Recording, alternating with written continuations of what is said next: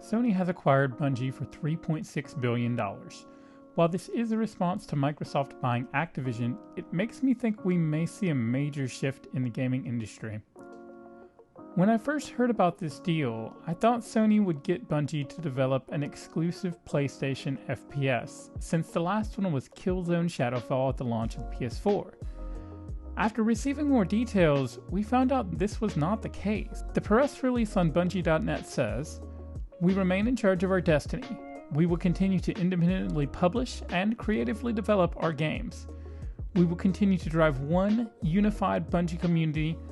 Our games will continue to be where our community is, wherever they choose to play." End quote. There's also a link to an FAQ that contains the following language. Bungie maintains full creative control and publishing independence of the Destiny universe.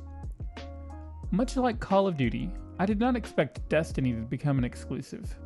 It's already established as a multi-platform game and generating far too much revenue to be moved from non-PlayStation platforms. You may be thinking, their next game will be a PlayStation exclusive. This does not appear to be the case. One of the questions in the FAQ is about future games. Their response is, "We want the worlds we are creating to extend to anywhere people play games. We will continue to be self-published, creatively independent, and we will continue to drive one unified Bungie community." While Sony buying Bungie was a response to the Activision deal, the scale of the deal is completely different. The Activision deal was about 19 times more expensive for Microsoft than Sony buying Bungie. Microsoft acquired so many more studios and IPs in comparison to Sony. Rumors persist that more acquisitions are on the way. This made me think about console-exclusive games. They often have been the hook to get someone to buy a specific console. In my opinion, console exclusives are often the best game the console has to offer. Developers learn the ins and outs of the console and have time to take full advantage of those features. Oftentimes this is seen in graphical fidelity. In 2021, Ratchet & Clank Shattered Dimensions took full advantage of the PS5's SSD and had minuscule load times. For several years now, Microsoft has had most of their Xbox exclusive games also coming to PC, often with the same release date as their Xbox counterparts.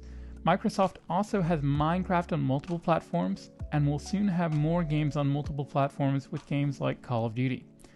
Recently, Sony has been releasing formerly exclusive PlayStation games on PC as well. Last year, MLB The Show came to Xbox via Xbox Game Pass. This year, not only will MLB The Show be coming to Xbox, it's also coming to Nintendo Switch. This makes me wonder, how many more exclusive games will we see? It also makes me wonder how much longer we'll actually have consoles. The PS5 and Xbox Series X are already very close to operating system lock's PCs at this point. Microsoft as a company is built on services. They want to be as ubiquitous as possible, while Sony has a lot narrower focus.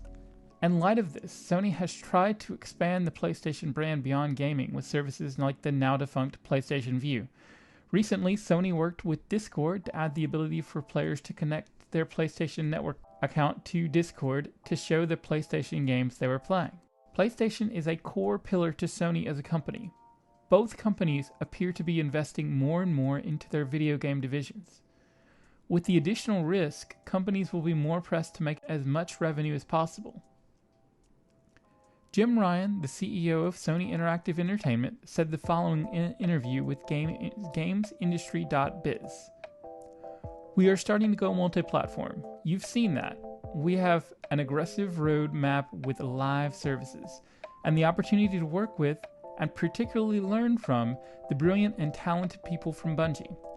That is going to considerably accelerate the journey we find ourselves on. We could see a major shift when it comes to the number of exclusive games from Sony and Microsoft.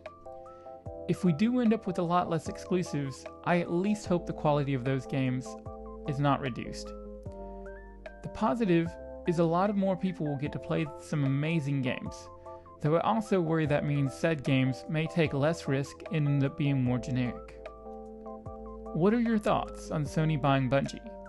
Do you see a major shift coming to the gaming industry? Feel free to sound off in the comments below.